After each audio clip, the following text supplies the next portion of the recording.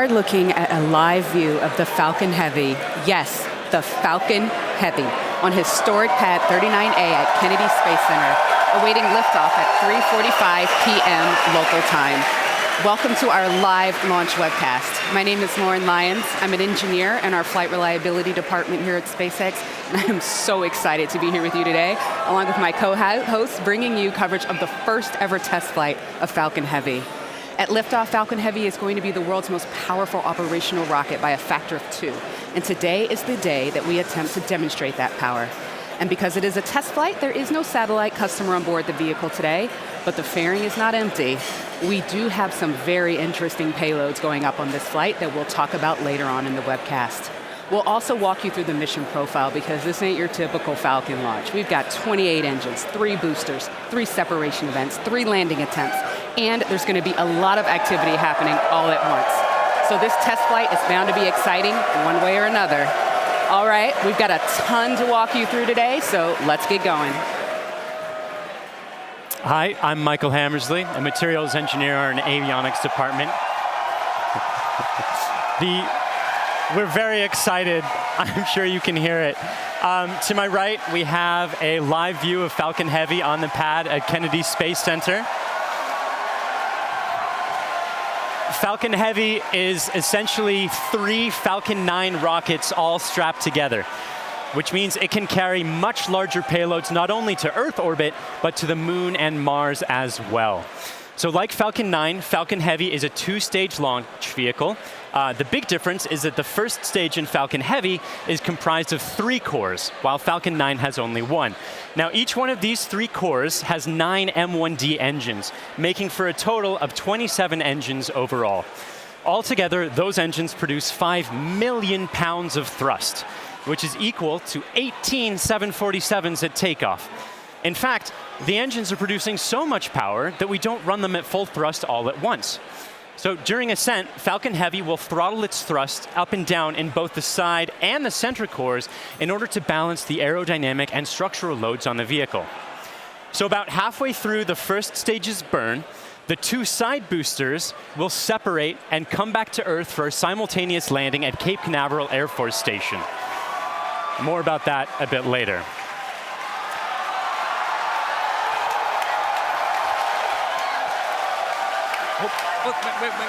Wait. At that point, the mission proceeds very much like a standard Falcon 9 flight. The center core will keep on firing for another minute to burn all of its fuel, and it will perform a standard stage separation from the second stage on top. This second stage, with the fairing right at the very top there, the second stage is exactly the same as any other Falcon 9 flight, except we've loaded a bit more helium onto it this time. Now, that second stage will be sending our payload way out into a Mars-crossing orbit, which we'll also get into a bit later. But all in all, with a successful launch, Falcon Heavy is going to be the largest and most powerful operational rocket in the world. We're very excited to be launching it today. Let's check in on exactly how it's doing. Good afternoon. I'm John Innsbrucker, the Falcon Principal Integration Engineer at SpaceX. We're currently at T-minus 17 minutes, 40 seconds and counting down. The good news that all systems are go for launch. We're working no problems with the SpaceX test flight of the Falcon Heavy launch vehicle. Now we're currently loading propellant on all 3 first stage boosters, and we began loading a couple minutes ago on the second stage LOX tank. Now this is the same method that we use on the single-core Falcon 9. It just scaled to handle 3 first-stage boosters. Now we're loading liquid oxygen and kerosene. We do that because in order to support combustion, you need oxygen. And in the vacuum of outer space, there isn't any. So we bring our own liquid oxygen, chilled and densified. You may have heard densified in the past.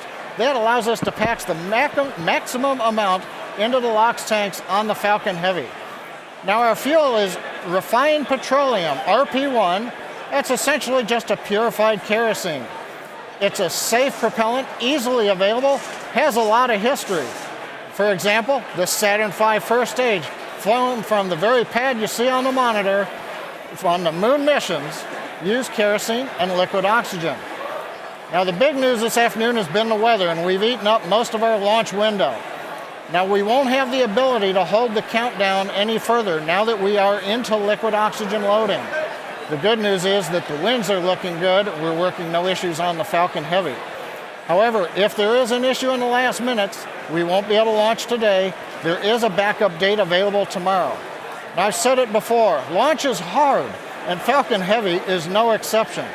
We're essentially counting down 3 rockets simultaneously. So the SpaceX team is going to be conservative in case anything pops up in the last minutes.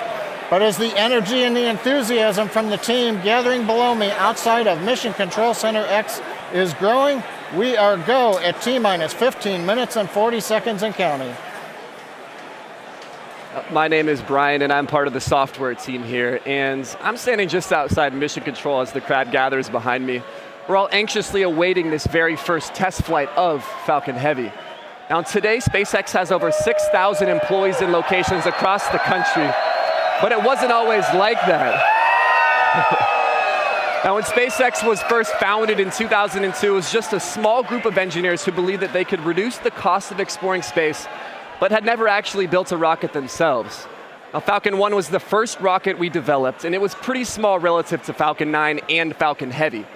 While the Falcon Heavy on the right of your screen is over 230 feet tall, Falcon 1 stood only about 70 feet tall and could only carry about ½ a ton to orbit. However, despite its small size, Falcon 1 served a very large purpose. It was our roadmap to using modern technologies to engineer a vehicle that was not just more reliable, but was less expensive than alternatives. Now, we had 3 test flights of the Falcon 1 before we found success. But on that 4th Falcon 1 flight, it became the first privately developed liquid-fueled rocket to reach Earth orbit. Now fast forward to today, and SpaceX has had 49 successful rocket launches. We have recovered 21 first stages, and we have reflown 6 of those. We have had 14 Dragon launches and have successfully reused the spacecraft as well. Now our next step on this journey is just minutes from now when we'll attempt the first test flight of our heavy lift launch vehicle. Now there have been many challenges along this long road, and it has not been easy, but no matter what happens today, it has all been worth it. Now one of the many challenges we're hoping to overcome with this test flight is the recovery of all 3 cores of the Falcon Heavy first stage. Although we have demonstrated success with the recovery of a single core, 3 is on a whole nother level. So let's check in with Michael to get an overview of what that story may look like. At SpaceX, our primary goal is to enable people to live on other planets, most notably Mars. But it's hard to do this without dramatically lowering the cost of access to space. And the best way to accomplish that is to reuse as much of the rocket as possible. So we've been successful at landing and reusing Falcon 9 rockets for over 2 years now. And Falcon Heavy aims to continue this trend of reusability. So today, we'll be attempting to recover all 3 of the first stage cores by using both of our landing methods, by land and by sea. So the side boosters have actually been used before on missions TICOM 8 and CRS 9. And at the time of booster separation, during ascent, the side cores will still be going slowly enough to turn around. So it makes sense to return them to Cape. They'll be executing a 3-burn maneuver to get them back to landing zones 1 and 2 and Cape Canaveral Air Force Station. You may have heard of landing zone 1. Landing zone 2 is an identical landing pad right next to it for Falcon Heavy landings. The center core will be going too fast to efficiently return it to Cape Canaveral Air Force Station. So we're going to use the autonomous spaceport drone ship to catch it about 300 miles off the Florida coast. It will also be executing 3 burns to get there. So if all goes well after launch, we'll have 3 first stage cores back on Earth, 2 for the second time, and a wealth of data for perfecting airplane-like operation in the future. So countdown is still proceeding nominally. So let's check in again on how Falcon Heavy is doing. We just passed T-minus 12 minutes in the countdown of the test flight of Falcon Heavy. Fuel is completely loaded on the second stage. The first stage is also loaded with fuel, except for a small top-off that'll happen between T-minus 7 minutes and T-minus 6 minutes. Our major activity now is loading liquid oxygen on the boosters and the second stage. Liquid oxygen propellant loading on the first stages will end between T-minus 4 minutes and T-minus 3 minutes. Liquid oxygen loading on the second stage is the last one to finish, ending by T-minus 2 minutes. Now, in addition to loading propellant, the team is preparing to perform their final checks of the Merlin engines. will begin chill-in of the Merlin engine turbopumps with liquid oxygen as typical at T-minus 7 minutes like we do on Falcon 9 flights. We'll also be verifying valves and using the thrust vector control actuators to move the engines to verify the actuators are working correctly. As we get to T-minus 4 minutes, the clamp on the top of the strung back will open. You can see it just behind the Falcon Heavy.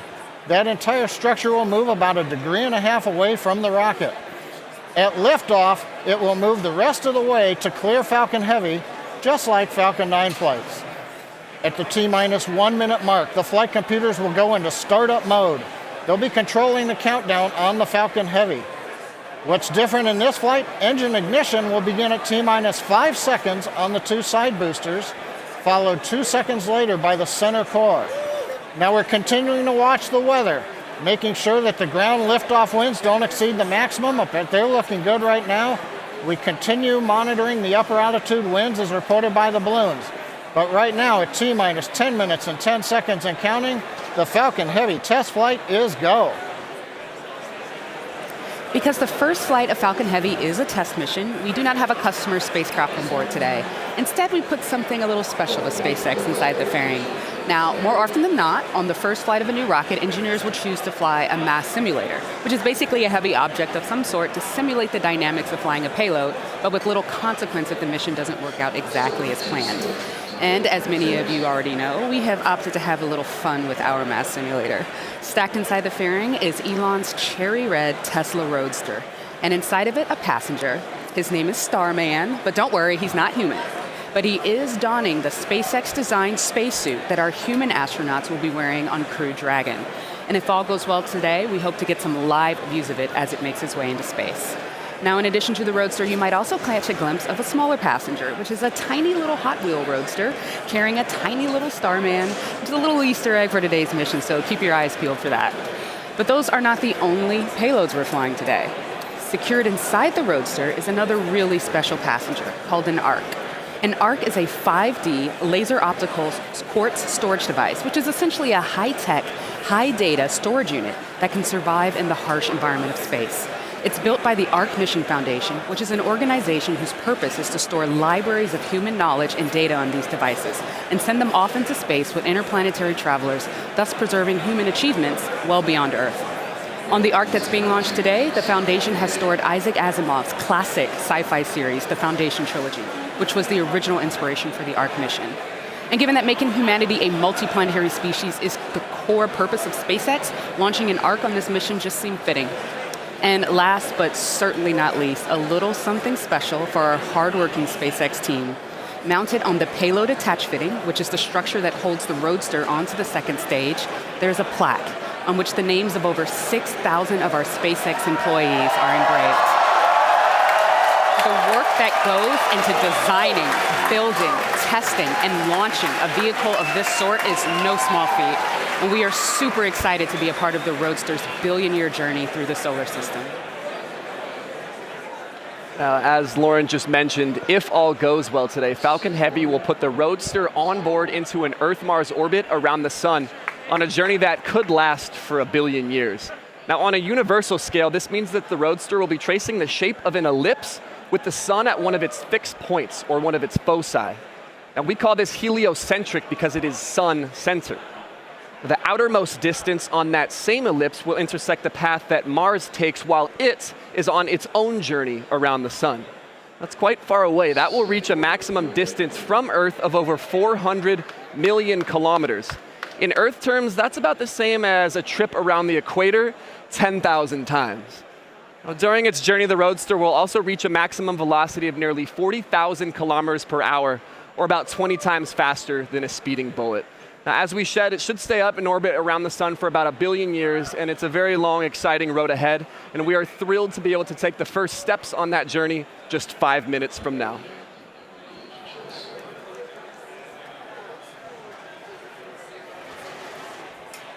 The SpaceX team continues to count down for launch of Falcon Heavy test flight. Now, once we light the engines, Falcon Heavy will check the power on all 27 Merlin engines, a critical period in the go-no-go for launch. It'll then command release from the ground hold downs. 40 seconds into flight, we'll decrease power on the two side boosters in preparation for maximum aerodynamic loads on the vehicle. Once we get through this period, Falcon Heavy will throttle back up to full power on the side boosters. About half a minute later, we will again throttle down the two side boosters. This time we're decreasing the forces on the rocket structure. At this point in flight, the vehicle is much lighter, having burned off much of the propellant, but we are increasing thrust. 2.5 minutes into flight, we'll fully turn off the side boosters, an event called BECO, Booster Engine Cutoff. At this point, the pneumatic separation system on the center core will unlock the two side boosters and push them away. The side boosters will disconnect first at the top of the center core, then milliseconds later from the bottom, so they'll actually rotate away from the center core slightly. Once the side boosters are clear, the center core will throttle up to full power and burn for another 25 seconds. Finally, at just past 3 minutes after liftoff, the center core will shut down, an event called MECO, Main Engine Cutoff, and the second stage will separate. From this point on, it's like a Falcon 9 mission. The fairing will separate, the MVAC-D upper stage engine fires, eventually sending the stage and payload out into the solar system to orbit around the sun. So that gives you a feel for the sequence of events we're planning on today's flight. So now, at T-minus 4 minutes, 45 seconds and counting, let's witness the test flight of Falcon Heavy.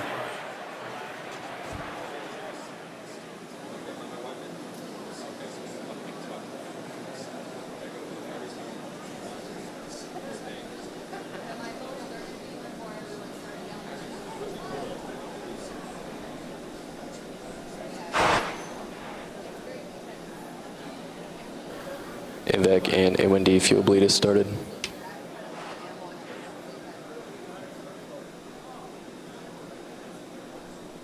Safety NY crate locks alarms are low, open. throttling to close up.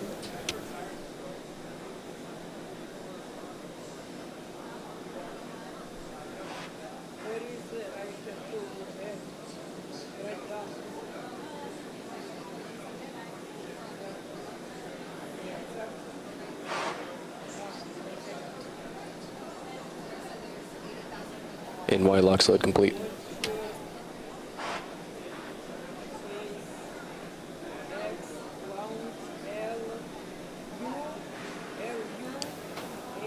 PY lock slide, throttling to close up. PY lock slide complete.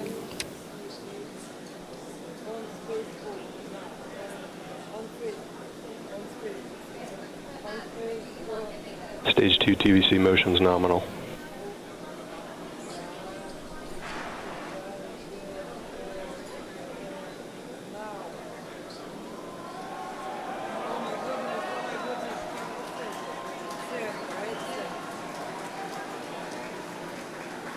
BOGO bleed verification.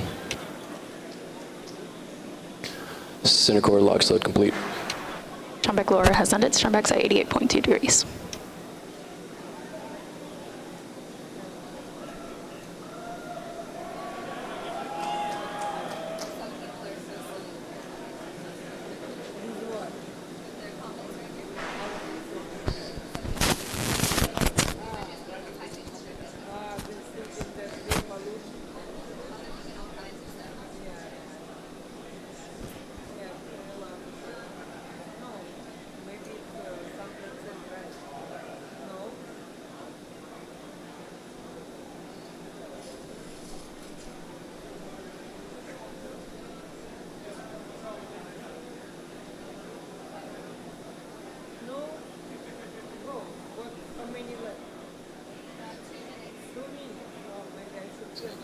Stage 2 lock slide complete.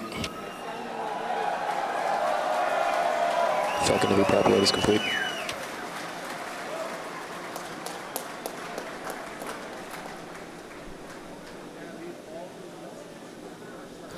Falcon Heavy is on internal power.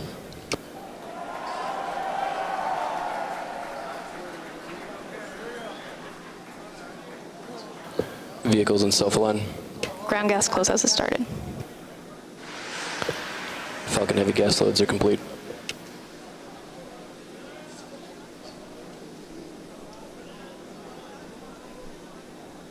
M1D fuel bleed complete.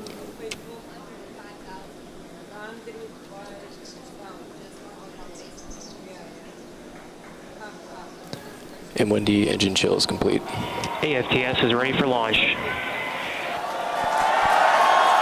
Ground gas closeouts are complete. Falcon Heavy is in startup.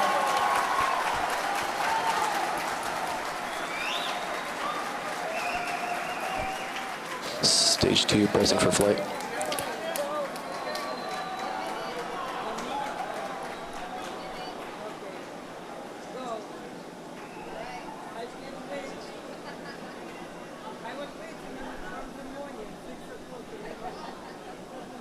T-minus 30 seconds. Launch director on countdown 1. SpaceX, Falcon Heavy, go for launch. Falcon Heavy is configured for flight. T-minus 15, standby for terminal count.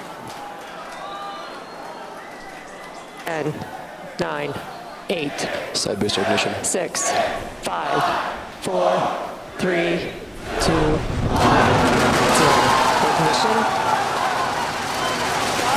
Go Falcon Heavy.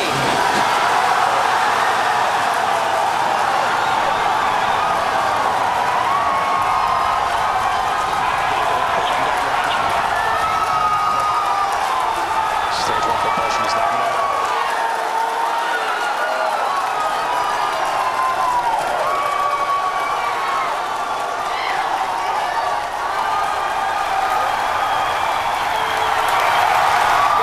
T-plus 30 seconds, if you can hear me over the cheering. Falcon Heavy heading to space on our test flight.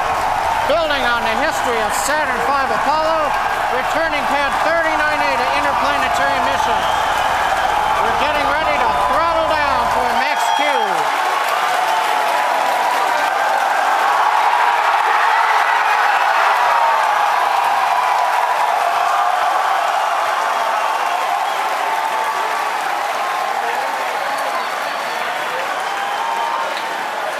Vehicle supersonic. You've heard the call out. Vehicle is supersonic.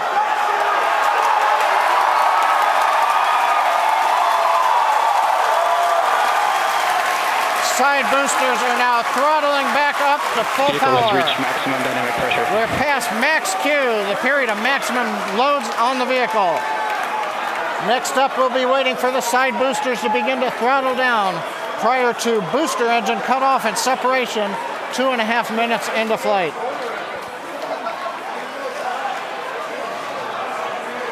GNC trajectory looks good on the Falcon Heavy.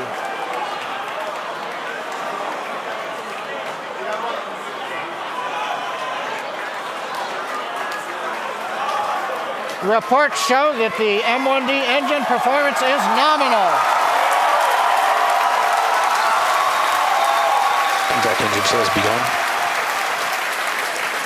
Side boosters have begun to throttle down in preparation for the upcoming shutdown in 20 seconds.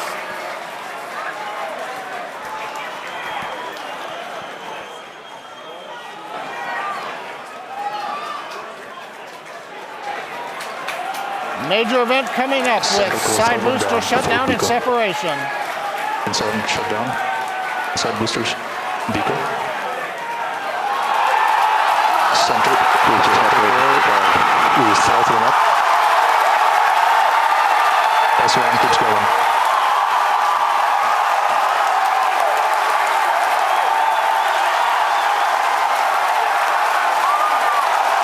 Still booster base box started.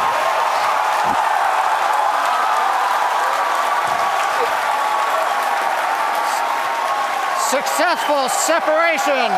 We're coming up on MECO and shutdown. Stay set.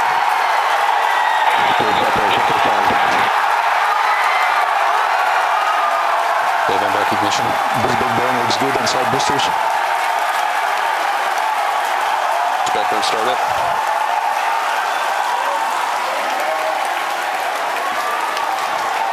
Coming up on fairing separation. Center core side engines on power, also look good.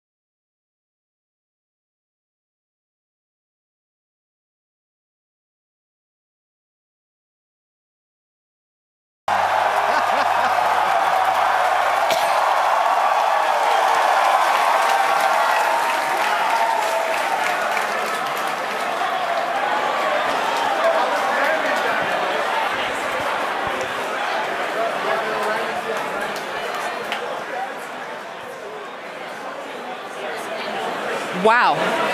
Wow, did you guys see that? That was awesome. That's the only thing I can really that was say right absolutely now. wild. Absolutely wild. I got nothing else. Oh man, recapping all the great things that you just saw there.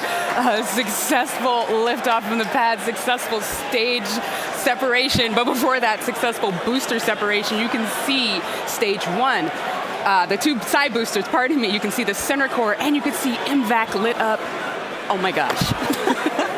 Then the beautiful shots of Starman chilling in the Tesla Roadster. Just absolutely incredible. On your screen at the moment, you've got a few things happening. On the upper right, you've got MVAC-D continuing its burn. On the upper left, you have the center core headed back towards the autonomous spaceport drone ship.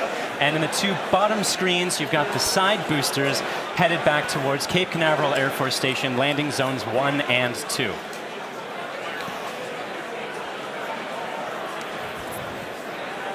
The next step coming up for the side boosters and the center booster is the re-entry burn. That's going to slow it down from, or slow all the boosters down from way faster than the speed of sound to just faster than the speed of sound in order to reduce some of those aerodynamic forces and heating that occurs when you're moving that quickly through the atmosphere.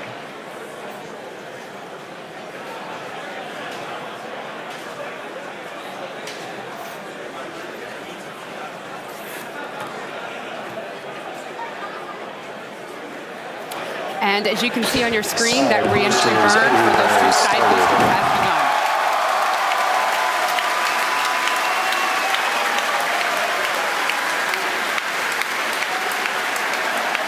Side boosters entry burn shut down.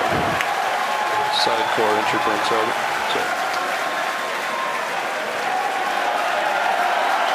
The center core in the upper left of your screen performing its own re-entry burn. You can see the edge of Cape Canaveral in both of the side booster cameras as those are coming in. Some PY and NY side boosters have saved. Center core entry burn shutdown. And even though those look very similar, those two boosters views, those are actually representing different boosters. And they're heading towards Earth. They're about to begin their landing burns. We'll hopefully be able to bring you nice footage of that. Both side boosters transonic. And watch for the landing lights deploy at the tail end of that landing burn.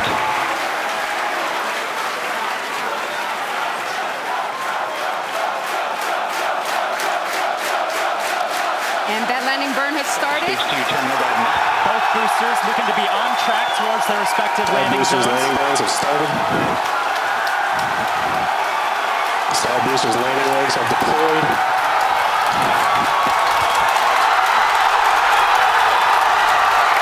And the Falcons have landed. LZ1, LZ2, both side boosters have touchdown. Landing operators move on to 11 by 1, recovery 1 and recovery 2. Stage 2, AFTS has saved. And coming up very shortly, the center core will be attempting its landing on the autonomous spaceport drone ship. You may also be hearing the second engine cut off.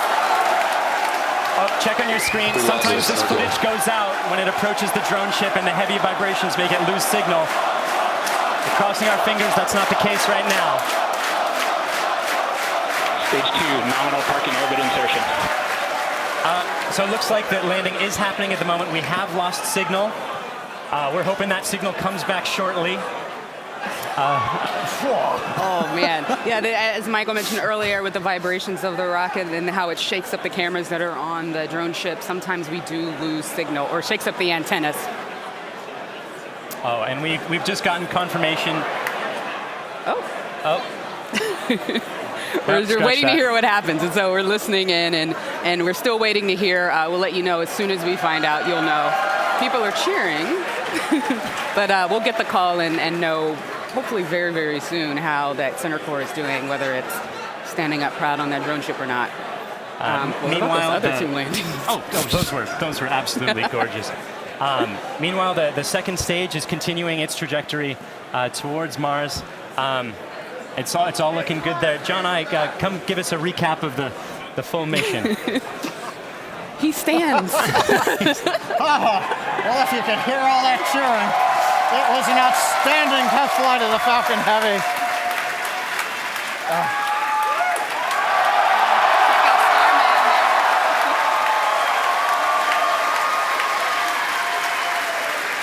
Cameras cycling right now, live views coming down from low Earth orbit. The second stage successfully got there, and it got there as the culmination of a great Falcon Heavy test flight. We lit 27 engines, throttled the boosters up and down, we separated the side boosters. They came back spectacular, simultaneous landing. The center core did its job, the second stage did it. Everything that you could want in a test flight, we got here. Now we're just looking for the icing on the cake to find out what happened on the drone show. But all in all, an outstanding test flight for Falcon Heavy. Wow, what an absolutely momentous occasion. Thank you so much to the range for contributing their expertise to today's launch, the FAA for the licenses to launch and land those boosters, as well as the rest of Falcon Heavy. And thank you to you, the viewers, for joining us for a really, really cool moment here. And to find out what happened with the center core and what's going on with Starman as he makes its journey through space and all of our other launches, you can visit us at SpaceX.com and follow us on social media on LinkedIn and Twitter. If you would like to join us on exciting projects like these, please visit SpaceX.com/careers. From the entire grateful team here, thank you again for joining us. We'll see you next time.